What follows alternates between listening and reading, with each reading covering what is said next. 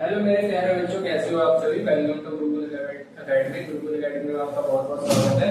ठीक है, जैसा कि हमने some application of trigonometry start कर दी थी, क्वेश्चन नंबर हम 6 तक कंप्लीट कर चुके थे।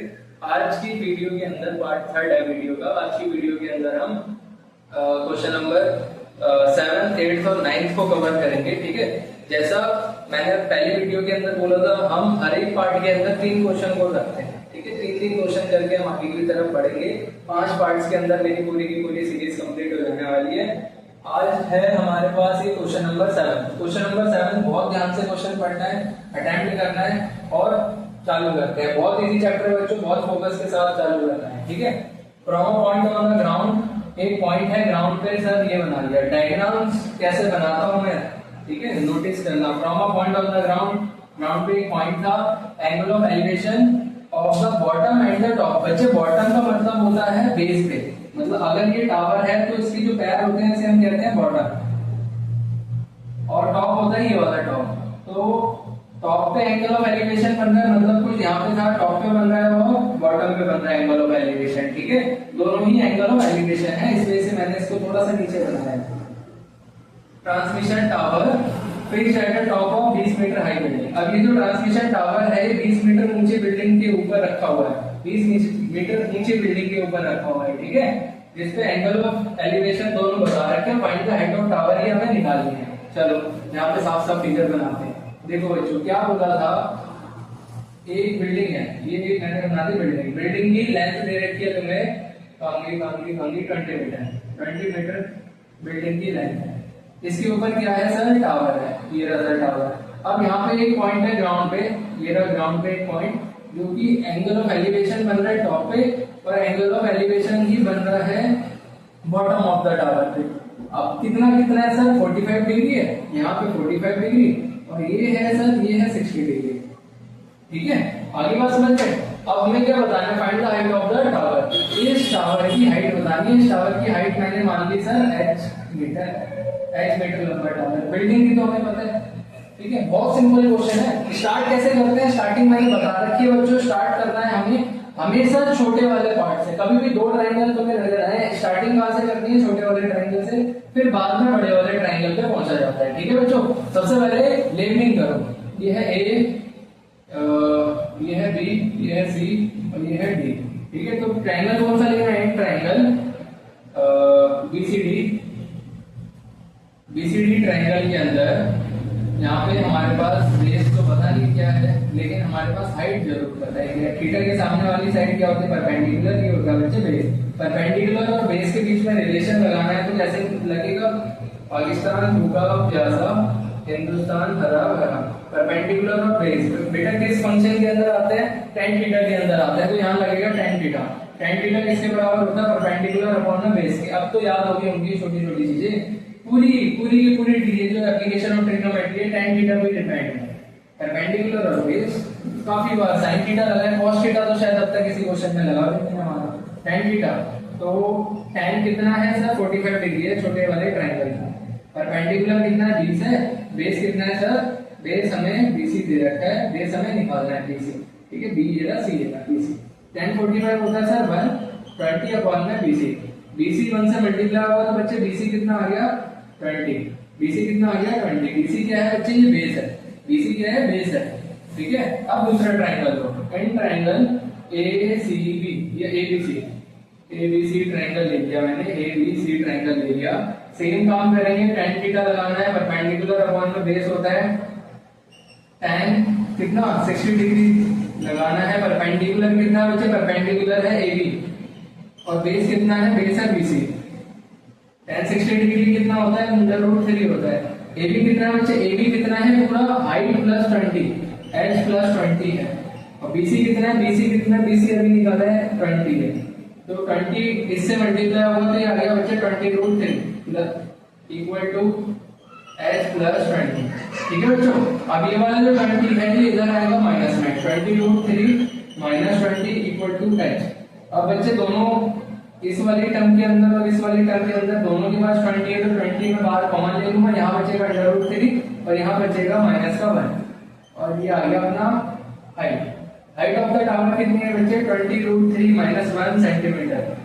ठीक है बच्चों, तो ये जो टावर की हाइट निकल के आई जो कि क्वेश्चन में मांगा था, वो कितनी आई? 20√3 -1। ठीक है बच्चों, नोट डाउन करो फटाफट। क्वेश्चन नंबर 8 पे, क्वेश्चन नंबर 8 क्या कहता है देखो, a statue 1.6 metre tall stand on the top of the pedestrian.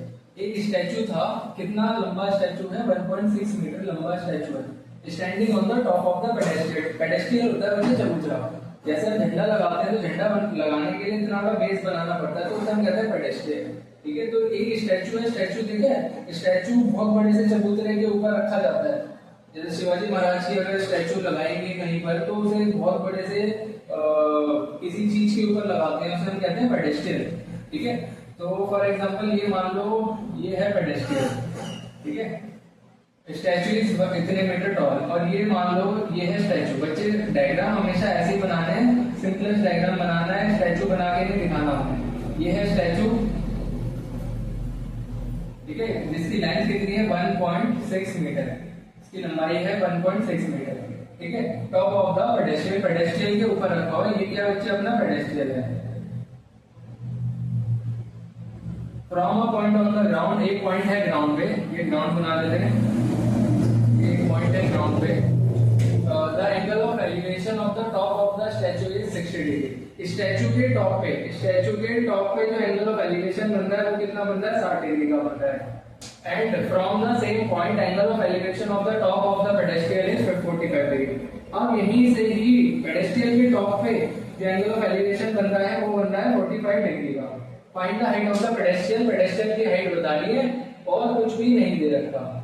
ठीक है बच्चों, सबसे पहले लेबलिंग करो A B C D। बहुत अच्छा क्वेश्चन है, दिमाग खुलेगा थोड़ा सा, पहले वाले से इससे जो पहले करा था उससे थोड़ा सा लेते हैं। ठीक है बच्चों, उस क्वेश्चन के अंदर हमने इसको हाइट माना था, अब हमें इसको हाइट मानना है, इसको हाइट मानना है। ठीक है, ये क्या है? Height of the pedestrian. हम लेट कर लेते हैं, ये क्या है सर जी? हाइट है पेडेस्ट्रियन की। जैसे कि मैं हर बार बोलता हूँ उनसे, पहले कौन सा क्वेश्चन सॉल्व करना है? पहले वो क्वेश्चन सॉल्व करना है, पहले वो ट्रायंगल सॉल्व करना है जो छोटा होता है। तो छोटा वाला ट्रायंगल कौन सा? ये वाला। ट्रायंगल का नाम लिखो, इन ट्रायंगल डीबीसी। डीबीसी के अंदर हम काम करने वाले हैं, डीबीसी के अंदर हम लगाएंगे tan थीटा। tan थीटा किसके बराबर होता है? परपेंडिकुलर अपॉन ना हाइपोटेन्यूज के। थीटा कितना है? 45 डिग्री। tan 45 डिग्री की वैल्यू कितनी है? परपेंडिकुलर कितना है सर जी? h है। बेस कितना है? बेस को मान लो तुम x, मान लो x मान लो, तो ये आ गया x। तो 45 डिग्री कितना होता है सर? 1 होता है। h अपॉन में x, x 1 से मल्टीप्लाई होगा तो x की वैल्यू कितनी आ गई? h। x और h मतलब बराबर है आपस में। ठीक है, चलो अब बात करते हैं सेकंड ट्रायंगल की। कौन सा ट्रायंगल है? ट्रायंगल लिखते हैं बड़ा वाला, in triangle ABC। ABC triangle के अंदर क्या सीन है सर? सेम tan थीटा लेंगे, tan थीटा होता है परपेंडिकुलर अपॉन द बेस। ठीक है, परपेंडिकुलर अपॉन द बेस होता है, ये यहाँ पे मैंने गलती से हाइपोटेन्यूज लिख दिया, परपेंडिकुलर अपॉन द बेस होता है। ठीक है, tan थीटा, थीटा कितना है सर? 60 डिग्री है, 60 डिग्री डाल देना। परपेंडिकुलर कितना है? परपेंडिकुलर है AB किन दो चीजों से मिलकर बना? 1.6 प्लस में ये हाइट, प्लस हाइट अपॉन में बेस। बेस क्या है सर? h है, सॉरी x है।